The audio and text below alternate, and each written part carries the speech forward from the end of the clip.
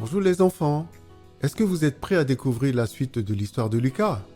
Oui, Monsieur Paul!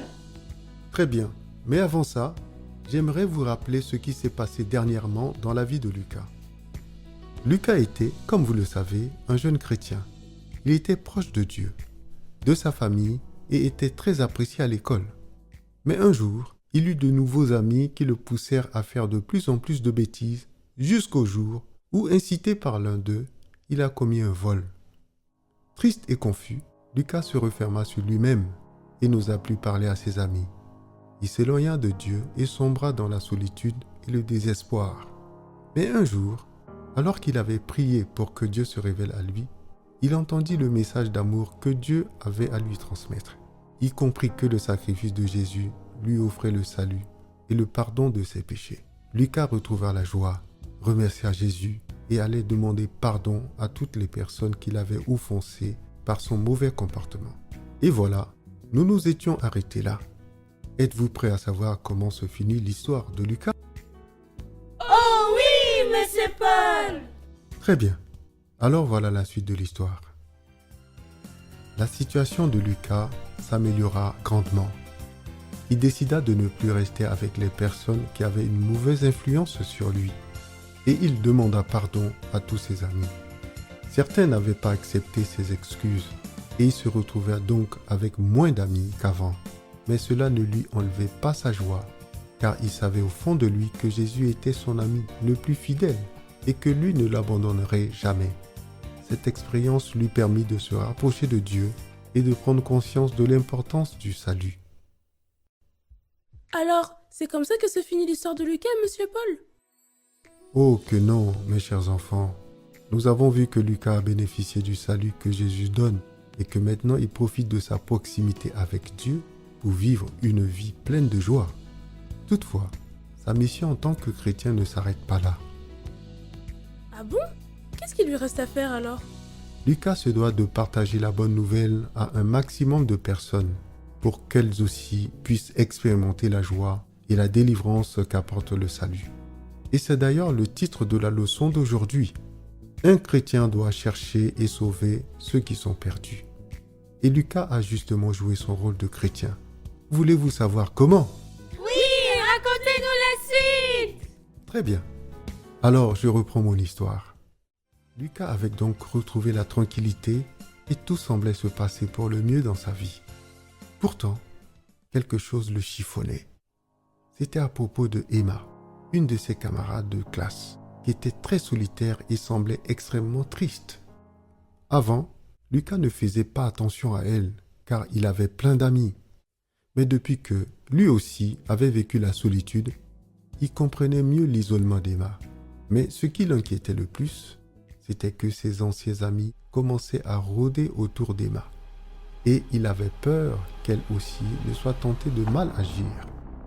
Un jour, pendant la récréation, Lucas comprit que le Saint-Esprit lui demandait de venir en aide à Emma. Et il sentait qu'il devait retourner immédiatement en classe. Même s'il ne comprenait pas bien pourquoi, il obéit et se dirigea vers la salle de classe. Et en y entrant, il assista à une scène qui le laissa sans voix. Devant lui se trouvait Emma, la main plongée dans son sac à dos. Il venait de prendre en flagrant délit de vol Emma qui essayait de lui voler quelque chose dans son sac. Emma ne savait plus où se mettre. Et Lucas, au lieu d'appeler un adulte pour la dénoncer, sentit un calme dans son cœur et comprit que c'était le moment idéal pour parler à Emma. Alors il lui dit: « Mais qu'est-ce que tu fais, Emma ?» Mais rien du tout. Ne pense pas que j'étais en train de voler dans ton sac. Il y a juste, quelque chose qui était tombé et je cherchais juste à le remettre dedans, c'est tout. Tu sais, Emma, je ne te crois pas du tout. Je pense que tu voulais voler mes affaires. Quoi? Mais pas du tout. Tu racontes n'importe quoi. Je t'ai dit que je n'ai rien volé, alors je n'ai rien volé. Ne me pousse pas à aller voir la maîtresse pour dire que c'est toi que j'ai vu fouiller dans mon sac. Tout le monde sait que tu es un voleur, alors personne ne doutera de ce que je dis. Emma, tu sais pourquoi je pense que tu as essayé de me voler? Parce que moi aussi, j'ai été dans le même cas que toi. Max et Tom m'ont poussé à faire de mauvaises choses. Et c'est vrai, tu as raison. J'ai volé et ça m'a détruit. J'ai perdu des amis, déçu ma famille et surtout trahi mon Dieu. Je ne veux pas que toi aussi tu vives une telle expérience. Quoi? C'est vrai ce que tu me racontes? Oui, bien sûr. Est-ce que toi aussi on t'a poussé à voler dans mon sac? Oui, je ne voulais pas le faire. Mais Max et Tom m'ont dit que si je ne le faisais pas, j'allais me retrouver sans amis, comme avant. C'est vrai que je ne voulais vraiment plus être seule. Mais maintenant, je me sens mal d'avoir agi ainsi. Tu sais Emma, je te pardonne. Moi aussi, je suis passé par là, mais il y a une chose qui m'a aidé à aller mieux. Ah oui? C'est quoi? Tu devrais plutôt me demander c'est grâce à qui? Eh bah c'est grâce à Jésus. Tu sais, Jésus est mort pour toi et moi à la croix et il a payé pour tous nos péchés. Donc maintenant, nous pouvons être libérés de la culpabilité. Dès qu'on lui demande pardon et qu'on change vraiment d'attitude, il efface tous nos péchés. Il nous pardonne et on peut vivre pleinement avec lui, libérés de tout ce qui nous faisait souffrir. Quoi? Mais c'est trop simple ce que tu me racontes. Comment c'est possible de pardonner à quelqu'un d'aussi méchant que moi? Mais ne dis pas ça, Emma. Dieu t'aime plus que tout. C'est pourquoi il a envoyé Jésus mourir pour toi, pour que tu puisses avoir la vie éternelle. Tout ça, c'est ce qu'on appelle le salut. C'est gratuit et pour le recevoir, il te suffit de croire que Jésus est ton sauveur et ton Seigneur. Vraiment? J'ai encore du mal à croire à ce que tu me racontes. Mais si c'est vrai, alors c'est incroyable. Oui, ça l'est. Je suis désolé de ne pas avoir été là pour toi plus tôt. Mais maintenant, je veux vraiment t'aider. Est-ce que tu acceptes de devenir mon ami? Oui, bien sûr. Je suis trop contente que tu ne m'en veuilles plus et que tu me proposes d'être ton ami. Merci, Lucas. De rien, mais remercie plutôt Jésus, car c'est lui qui m'a mis à cœur de venir t'aider. Est-ce que tu pourrais me parler un peu plus de ce Jésus? S'il te plaît. Il a l'air vraiment très gentil. Oh non, la récré est finie. Il va falloir qu'on retourne travailler.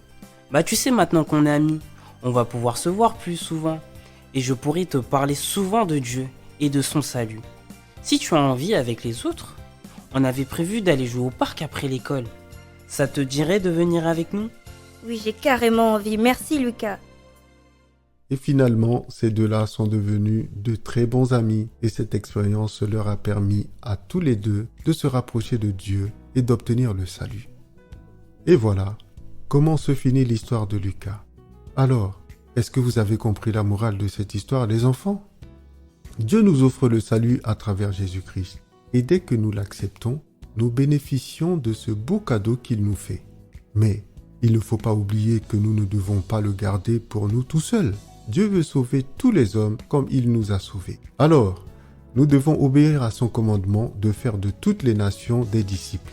C'est-à-dire qu'on doit partager le sacrifice de Jésus à la croix, afin que les personnes qui souffrent puissent être consolées par Jésus qui les aime tant. Alors les enfants, est-ce que vous comprenez mieux ce qu'est le salut? Oui, monsieur Paul! Très bien. Alors que Dieu soit béni pour ce cours et on se revoit bientôt pour une nouvelle leçon. Au revoir les enfants! Au revoir, monsieur Paul!